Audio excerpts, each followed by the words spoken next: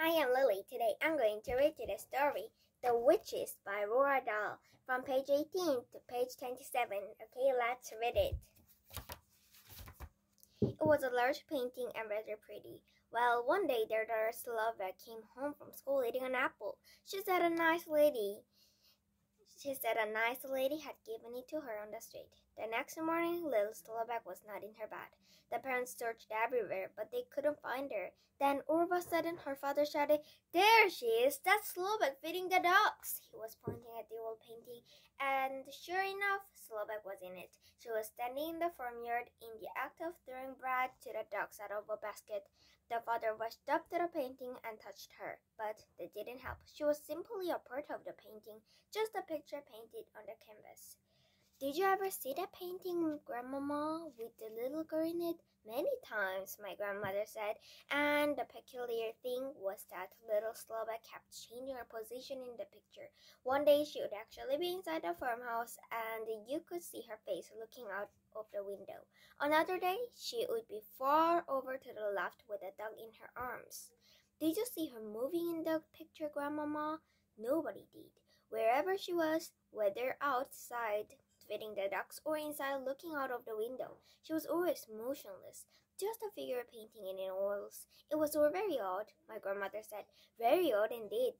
And what was most odd of all was that as the years went by, she kept growing older in the picture. In 10 years, as the small girl had become a young woman.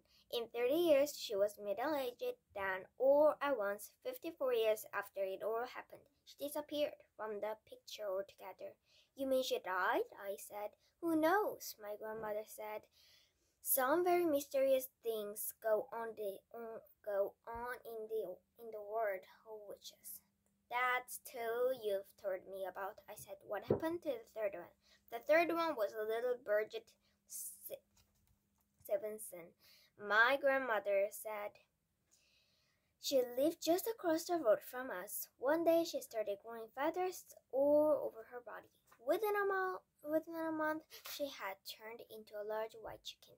Her parents kept her for four years in a pen in the garden. She even laid eggs." "What color eggs?" I said. "Brown ones," my grandmother said. "Biggest eggs I have ever seen in my life. Her mother made omelets of them. Delicious they were." I gazed on my grandmother, who sat there like an ancient queen on her throne. Her eyes were misty gray, and they seemed to be looking at something many miles away. The cigar was the only real thing about her at that moment, and the smoke it made billowed round her hair, on her head in the blue clouds. "But the little girl who became a chicken didn't disappear," I said. "But the little girl who became a chicken didn't disappear?" I said. No, not Bridget. She lived on for many years, laying her brown eggs. "You said all of them disappeared." "I made a mistake," my grandmother said. "I'm getting old. I can't remember everything." "What happened to the fourth child?" I asked.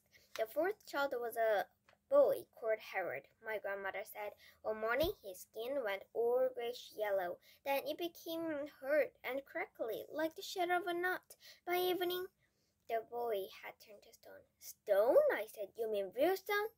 "Granite," she said. I will take you to see him if you like. They still keep him in the house. He stands in the hall. A little stone statue. Visitors lean their umbrellas on against him. Looks like this.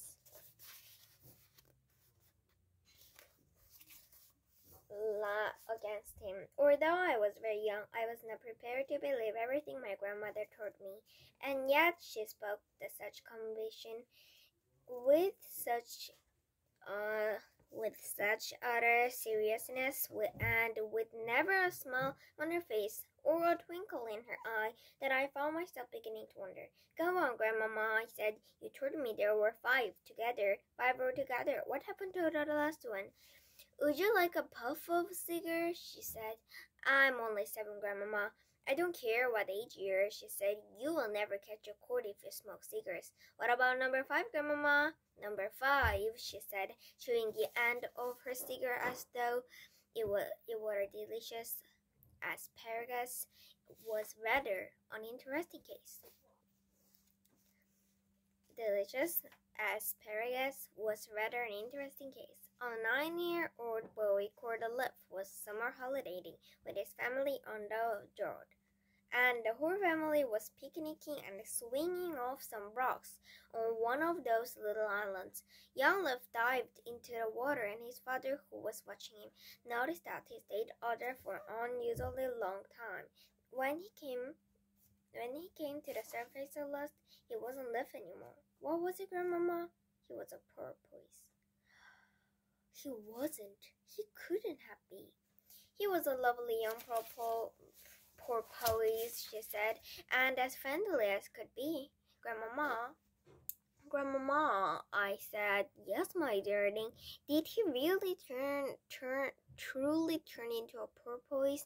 Absolutely, she said. I knew his mother well. She told me all about it. She told me how the porpoise stayed with them all that afternoon, giving his brothers and sisters rides on his back.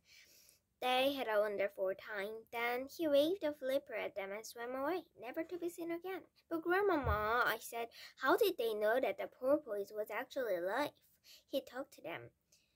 My grandmother said he laughed and joked with them all the time he was giving them rides. But wasn't there a most tremendous feels that this happened? I asked. Not much, my grandmother said. You must remember that here in Norway we are used to that sort of thing. There are witches everywhere. There's probably one thing in our street this one very moment. It's time you went to bed. A witch wouldn't came in through my window in the night, would she? I asked, quickling a little. No, my grandmother said. A witch will never do silly things like climbing up the rain pipes or breaking into people's houses. You will be quite safe in your bed. Come along, I'll tuck you in. Okay. How to recognize a witch. The next evening, after my grandmother had given me my bath, she took me once again into the living room for another story. Tonight, the old woman said, I'm going to tell you how to recognize a witch when you see one. Can you share a recipe, dear? I asked.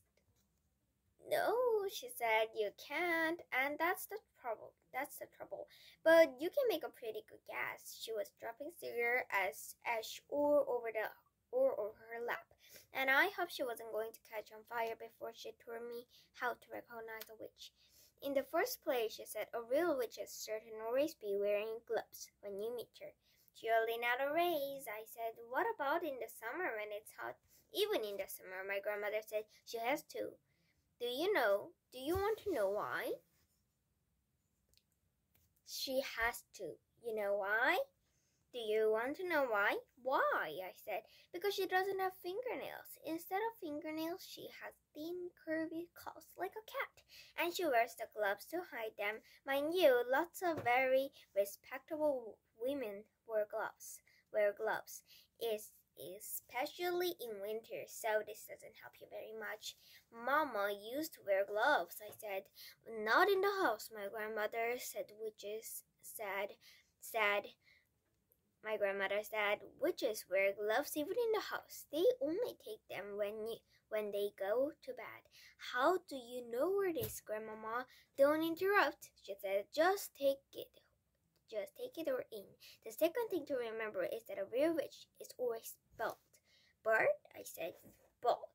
As a bold egg, my grandmother said. I was shocked. There was something in the ancient about a bald woman. Why are they bald, Grandmama? Don't ask me why, she snapped. But you can take it from me that not a single hair grows on its witch's hair. How horrid! Disgusting, my grandmother said. If she bore, she will be easy to spot, I said. Not at all, my grandmother said. A real witch always wears a wig to hide her baldness. She wears a first-class wig, and it is almost impossible to tell a really first-class wig from ordinary hair unless you give it pull to see if it comes off. Then that's what I will have to do, I said. Don't be foolish, my grandmother said. You can't go around pulling the hair or every lady you meet, and even if she's wearing gloves. Just you try to see what happens. So what doesn't help? Oh, that doesn't help much either, I said. None of these things is any good on its own, my grandmother said. It's only when you put them all together that they begin to make a little sense. Okay, bye.